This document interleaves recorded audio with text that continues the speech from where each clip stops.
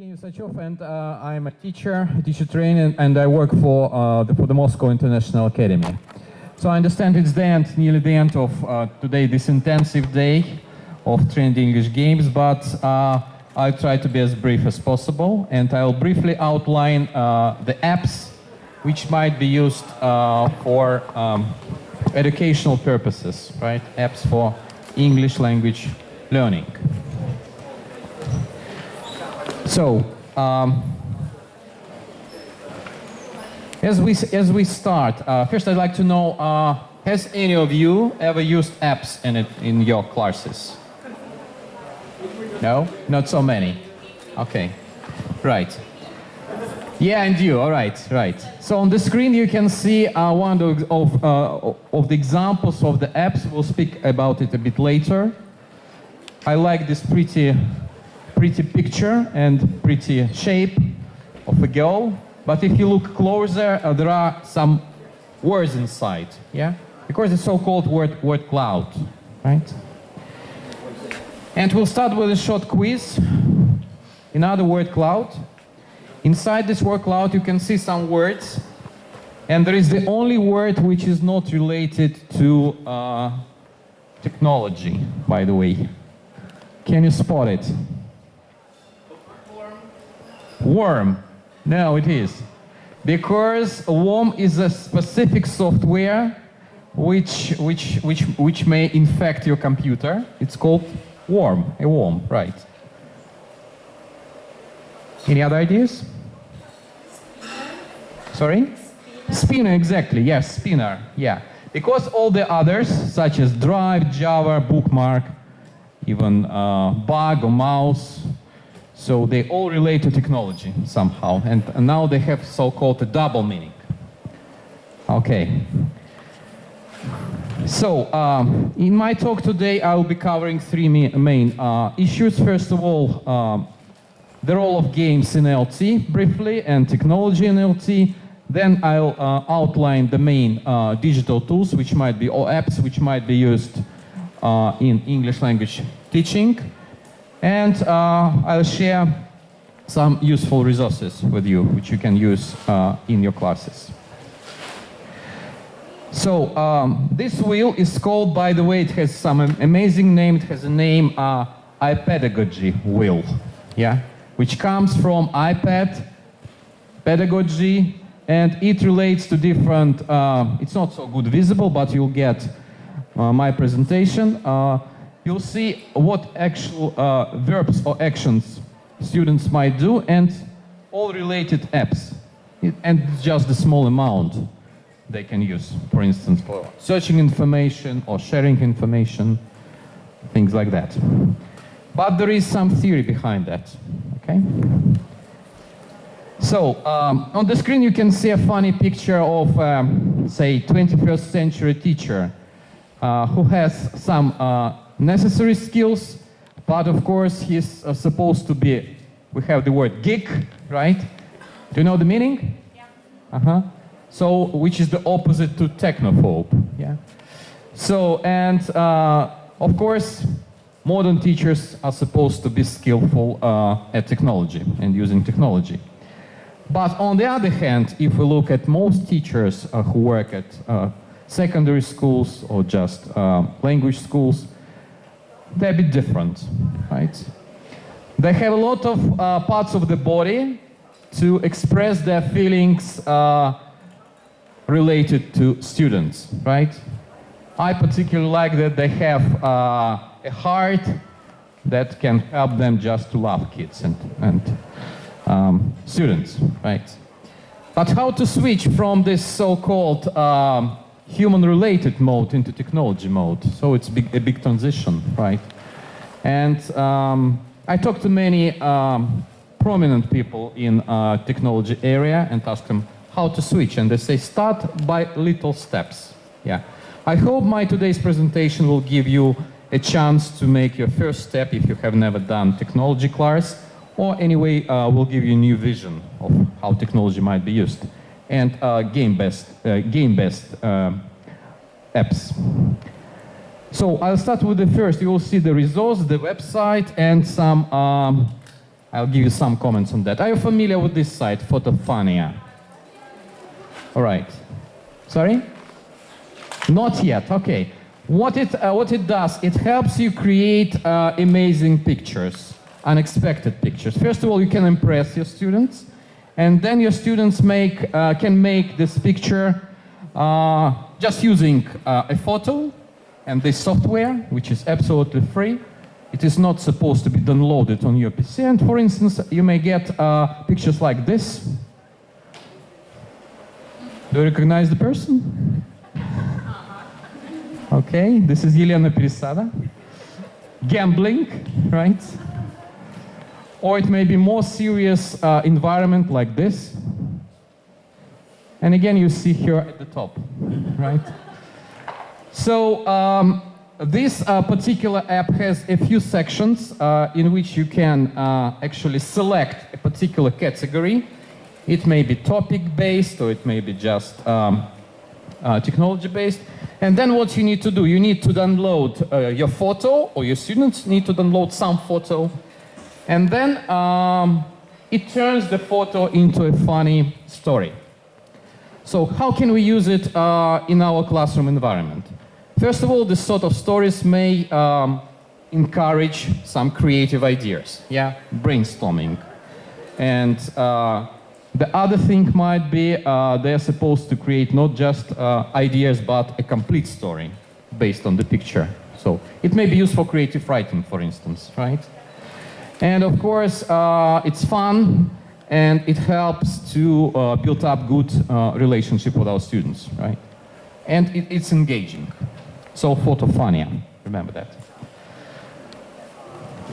So the next resource I first showed you was this word art, which is one of the word clouds apps, right? So word clouds may be created in different ways. I suppose the most famous is Wordly. Has anyone used it? Okay, right, Wordly. So what it does, you type in some items, you type in some words in it, and then you just click on several buttons. The first button is the shape. You may select the shape. So this shape is pretty, I would say, common, but if you want something creative, it's about our conference today. And if you want something more creative, it may be like this, okay? So, again, you can select shape, color, and even how, in what way it is represented. And as for the activities which may be used using word clouds, again, maybe spotting mistakes, you can include some misspelled words in it, and students have to find these words, yeah? Or they can find words related to a particular topic, right? So there may be various ways how to use word cloud. Again, the good stuff, you don't need to download it on your computer. It's online, absolutely online. And the only thing, this is the picture which you get, which can be downloadable, right? Something like this. So it's one of the examples, word art. Okay. So the next one is called Quiz Your English. Actually, it's one of the tools which is on Cambridge English website. You see that the link is quite long, but as the title says itself, it focuses on using different quizzes. So, and students may challenge each other. In this quiz, they may select a topic. Usually it is done for, say, lower intermediate students, up to B1 level. And they may select a particular area of the language, be it topic or particular grammar structure. And within a minute, they have to answer 5 questions, and they have about 10 seconds for each question. So it's a very fast quiz, but it's engaging, and it's quite competitive, right? So it's one of the Cambridge, actually, tools. If you just Google Cambridge English and some other stuff we have here, right? Learning English and some games, you will see some other resources as well. I like this particular one, and at times we play this game with my students. The next one, which is quite unusual, and some students may call it sort of weird stuff, it's called the coming out simulator. So the idea behind this app, on the screen, once you download this page, it's like an SMS message which you have, a series of messages to which you have to respond somehow. And depending on this response, it may have some interesting outcomes, right? So it's quite interactive, and also it's mostly related to teens, their life, and their problems. So it's mostly about, creative thinking or critical thinking skills development, which you can use. Okay. The next is called Writing Sparks. And the website is the Writing Sparks. It helps develop writing skills in a way that students have some sort of guidance. There is a timer, and first they have to brainstorm some ideas. And this app helps them to do it step by step. And actually, it helps them to, first of all, focus on the writing outcome. Yeah? Mostly we can use it when we prepare for some sort of exams, Cambridge exams, EGA exams, AGA exams, because it helps to approach writing in a systematic way. But it's fun somehow, it's fun, it's interactive. Okay, the next one, which we also use in the classroom, is called Q-Prompter. Does anybody know what it is, Q-Prompter? Q-Prompter is a device which politicians use when they make a speech, or TV presenters. Yeah? It's a text which moves on the screen, and a TV presenter or a president just reads it. Yeah? It's called Q-Prompter. It prompts them, right? But this software this is an educational app, which might be used to develop, first of all, reading skills and reading for gist, because it helps them develop their speed of reading, right? So it works in such a way. You have this big white area in which you can paste any text you like, any sort of difficulty. It may be as simple as I did about capital as London is the capital of London. Yeah, you will have it here. You make some settings, some adjustments, and then the screen turns into this particular mode. So they have the screen, they have the text, and the text starts moving. So from bottom up, okay? And you can adjust the speed of this movement, right? At a very low level, the speed might be very, very low, yeah? Because it gives them time just to deal with the issue, right? To deal with this text. But as soon as they progress, you can increase, and then their speed of reading increases at the same time. But it's not only for the sake of fast reading or speed reading. It's for the sake of understanding the main idea, yeah? You know, one of the main issues we face when we do skimming or reading for gist activities is time limit, because we have to limit time somehow. And it helps them to have this time limit. Within this time, they're supposed to read the text and then maybe answer some general questions. So you can use it in this way. But it's personalized, right? Again, in EGA, we have task 1, in which they are supposed to read the text. And you can use it for somehow as a sort of trainer. Okay.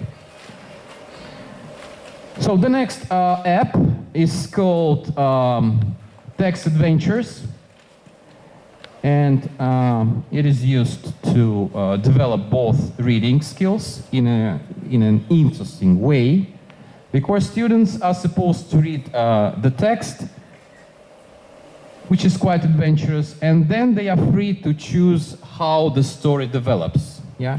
Because they can be narrators in this way. So they have this option, and depending, for instance, they have an introductory part, and then they're supposed to choose how the story develops.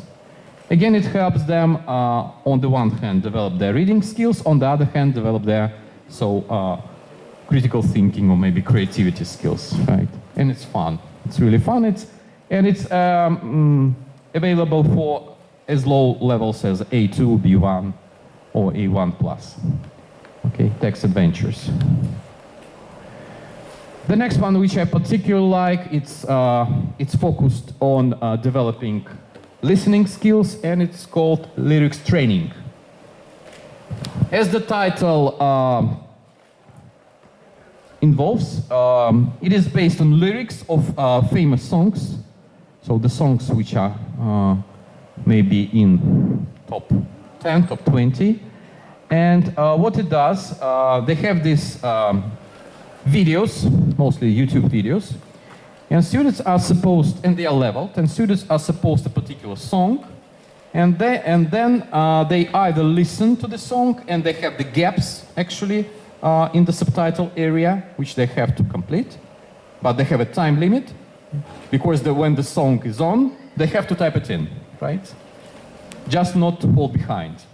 And you may, of course, you may select as very simple songs, as such songs as students like. For instance, in my class we tried Thunderstruck by AC/DC, right? And it's involved, so it was just engaging.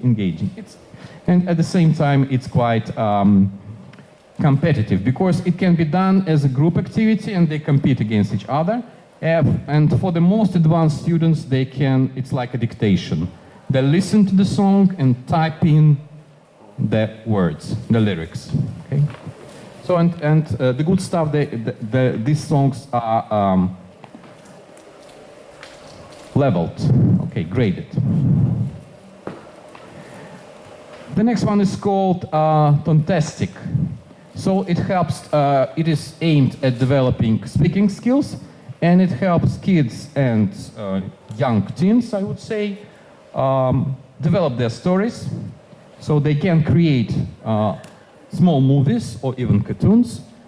And what they are supposed to do, they are supposed to voice over the cartoons which are already there, some templates.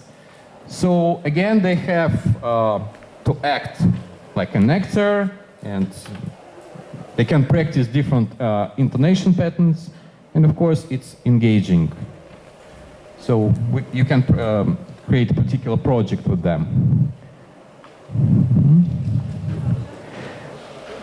Another one is called Grammar Gamble. Grammar Gamble is about grammar, as you can guess. So you can do it at the beginning of the class, or you can do it at the end of the class, depending on the situation or the time available. So how it works? It works in such a way. You have 4 areas, and then you have a sentence which might be not correct, and then you gamble on the right option. Yeah. So in each blue box you have a certain option, so related to grammar structure, which may be in the right order, in the wrong order, or which may miss some important parts of the sentence. And students gamble because they have sort of virtual money. So it's not so good visible, but still.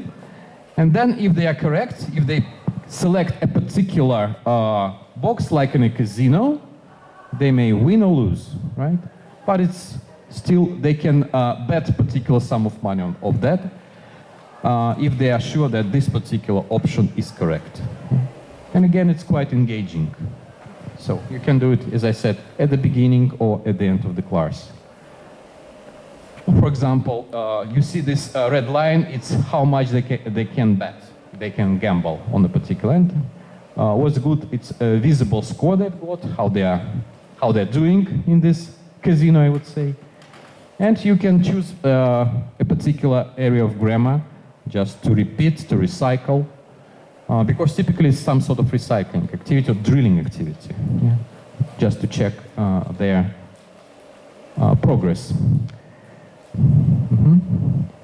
So, speaking about some useful links and resources which I can recommend, You know, there are some people in a digital world, in ELT world, whose, I would say, books, articles are worth reading. And one of them is Nick Pichi, who is a, I would say, great guy who does a lot of things for free. And he's got his blog, which is nickpichiblog.co.uk. And there is so-called net called Scoop. It's like something like MediaNet, in which he publishes his reviews of different apps on a regular basis. So I recommend you signing up and getting this information because it's free and it's available. So one more site I may recommend is called The Digital Teacher. It was developed by Cambridge Assessment. And at this site you can even test your ICT skills. There's a test, how good you are at technology. And it has a lot of resources for digital use in the classroom, right? And the company called the Consultants E, it's an educational company which deals with teacher training, and they have a lot of courses on offer. Currently, I'm finishing one course of them, an online course, How to be an ICT Expert. So, and they've got, again, the YouTube channel, and the people behind that are Gavin Dudney and Nikki Hockley, who are experts in digital teaching in LT. So what's next? There are a few steps I may recommend taking. First of all, there is a book which is absolutely, this edition I suppose, which is free to download. You have a QR code, and this is trainer's edition.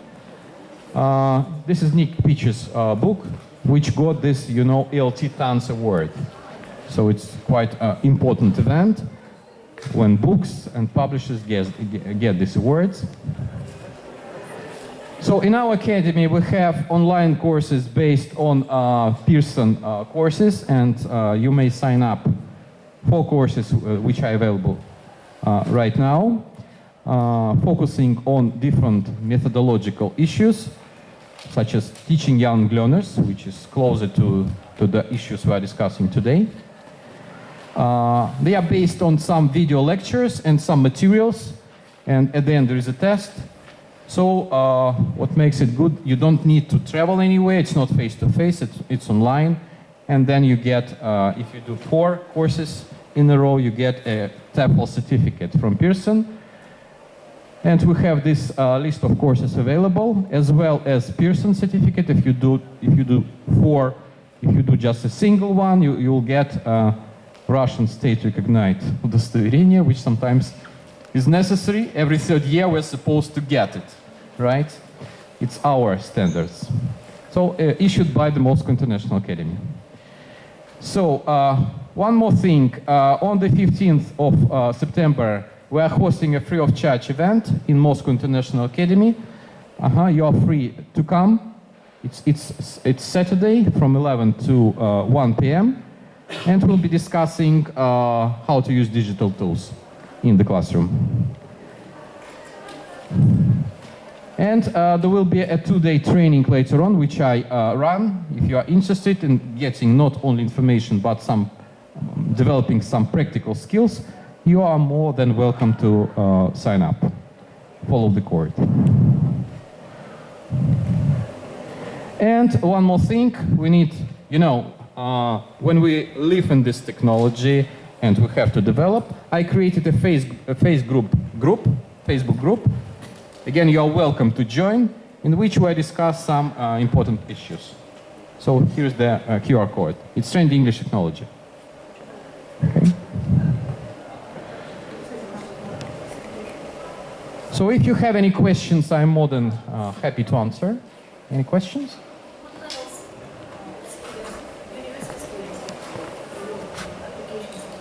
No, different students. No, not necessarily university. No. So some of them are teens, kids, and for kids also, yeah. As for adults, mostly this lyrics training, it's for teens or adults, right? And these are my contacts. So if you have any questions, just don't hesitate to... I have a question. Yeah. Can we get this presentation? Yeah, sure. So we'll send out the presentations after the event, I suppose, within a week or so. Right. Okay, so all the necessary information we find in these brochures, these ones, okay? And we have an online platform which is called MMA Online, so which some sort of unique. It has classes with native speakers included in subscription. It's not limited. You may have as many classes as you wish once you sign up. And there are some updated resources which are updated on a daily basis, which you can use for teaching, yeah, and for different levels. But it's for teens and adults, 14 plus, right? So if you have some more questions, you may come up to me and I'll give you more information. And the list of our programs is available on these worksheets, which you have here. Okay. Thank you.